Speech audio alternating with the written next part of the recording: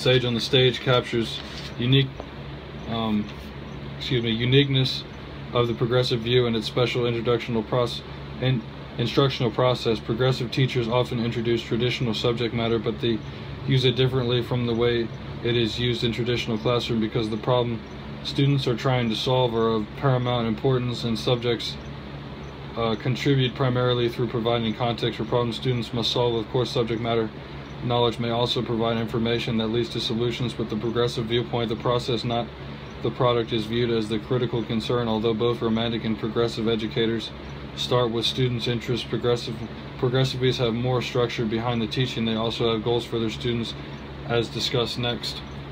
Unlike romantic educators, who may see society as a negative influence on students, progressivists see society as an integral aspect of students' life.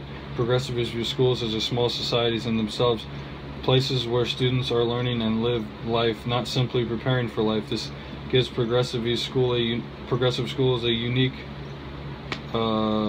atmosphere, different from the perennialist storehouse of wisdom in places that clearly define roles and authority structures promoted by essentialists. Progressive educators believe that the schools should be democratic in structure so that children can learn to live in a democracy and become good citizens. They emphasize group activity and group problem solving so that the students learn to work with others and help others. This is one reason many teachers who describe themselves as progressive educators are enthusiastic about cooperative learning strategies such as those discussed in Chapter 5. What is taught implicate in progressive approach to the belief that children are not only learn to solve their own problems, but also to solve the problems of their neighbors.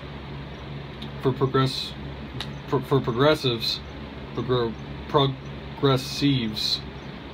one of the main purposes of education is to make society better, which requires people to work together to solve problems. It is not uncommon for the problem-solving activities of the progressive school to spill out into the community and involve students in the issues such as ecology and poverty. In this way, students learn an important principle of progressive education. Knowledge should be used to redesign and improve the world.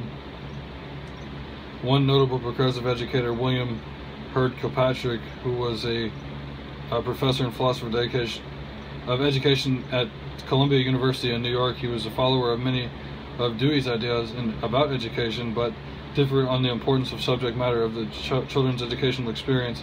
Rejecting formal curricular study, he developed the project method of education, in which students work in groups and a topic of interest to them. He believed that because students learn only what is of interest to them, they should be the ones to determine the topics of study. Both progressive and essentialist educators claim that the particular approach is the true American philosophy of education. One can make a case that both match the description, but each reflects different aspects of the American personality. Progressivism represents our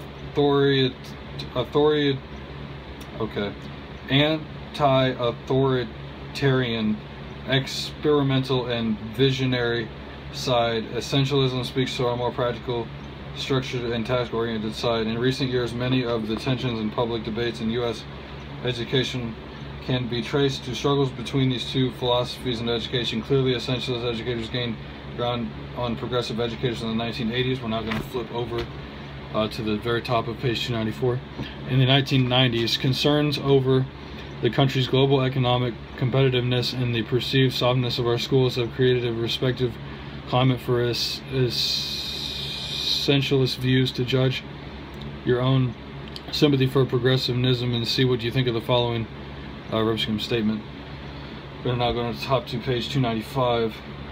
Since the early 20th century, educational practice has begun greatly influenced by the discipline of psychology. Psychology is scientific study of the mind and human behavior, and the natural influence on the work of teachers, particularly given its focus on how we learn. Over the years, various schools of philosophy have emerged, often having roots in particular philosophy. Some of the psychological theories have had a great deal to say about educators. Two in particular that strongly influenced our schools: behaviorism and cognitive psychology.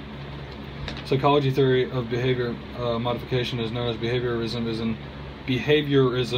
is an educational approach that emerged directly from the pioneering research of B.F. Skinner, who he himself was influenced by this social efficiency movement in the education of the 1920s and 30s. Skinner developed a theory called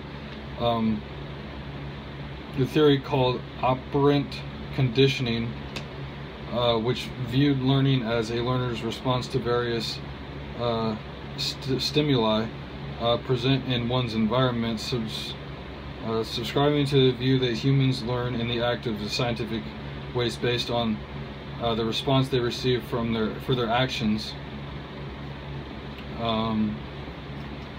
Behaviorist teachers believe that learners need incentives, both positive and negative, as motivations to learn, and planning for teaching. Behaviorists use clear objectives spelled out in terms of the behaviors to be learned, establish a learning environment which will positively reinforce describe desired behaviors and eliminate undesired behaviors, and closely monitor and give learners feedback on progress until the goal is achieved. The curriculum is organized in sequence, discrete segments, because the same behaviors and knowledge are desirable for all students. Standardization of the curriculum and the means to measure progress is important. Behaviorist teachers often use objective tests made up of predominantly multiple choice questions to measure how well students have learned the curriculum, to give prompt feedback to students. In some behaviorless classroom, students are expected to practice a specific skill until they show a certain level of mastery in that skill. At that point, they move on to the next skill and the concept to be learned. In the 1960s and 70s, many educators made behavioralism their dominant organizing educational theory. This educational movement has been criticized for being teacher-dominated and causing teachers to treat students to passive objects to be conditioned and therefore manipulated. Nevertheless, behaviorism remains, we're going to flip again to the top of 296, a dominant theoretical presence, particularly in the areas of special education and classroom discipline. The proper assertive discipline in which teachers are used to catch students doing good and then reward their behavior is based squarely on behaviorism. Many teachers rely on behavior modification practices to get students to be quiet when they see or hear the teacher's signal, to get them to do their best and receive a reward sticker. Critics argue the behavioralist teachers Critics argue that behaviorist teachers exercise too much control over students' learning and focus on the learning of facts rather than the deep conceptual knowledge. In response, behaviorist teachers insist that their goal is to eventually put control of learning into the students' hands, and once they have learned, to respond appropriately to the teacher's prompts. Over the past 30 years, researchers in both medicine and psychology have been investigating the human brain to find out more about its role in the human learning and memory. Cognitive psychologists drawing heavily on the trailblazing research of Swiss psychology Jean Piaget, the Russian psychologist Lev Vygotsky, and the American psychologist Jerome Bruner have discovered a great deal about how people learn to think and solve problems. Their discoveries have led to the development of new theories about learning and cognitive that have tremendous implications of how teachers teach. One increasingly popular theory derived from the research findings states that the new information to be internalized by learners, it must be integrated into the learner's pre-existing knowledge base. This process of integration is referred to as Constructivism. According to the theory, knowledge cannot be transmitted directly from teachers to learners, but rather is constructed by learners and later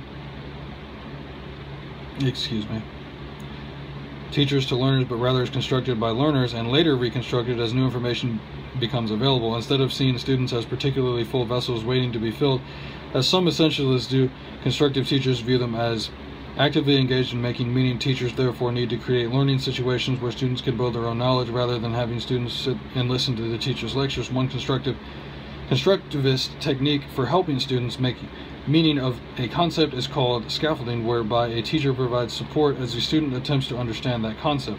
Although not without its critics, constructivism has become so influential in education in recent years that we give it particular attention here. Constructivists view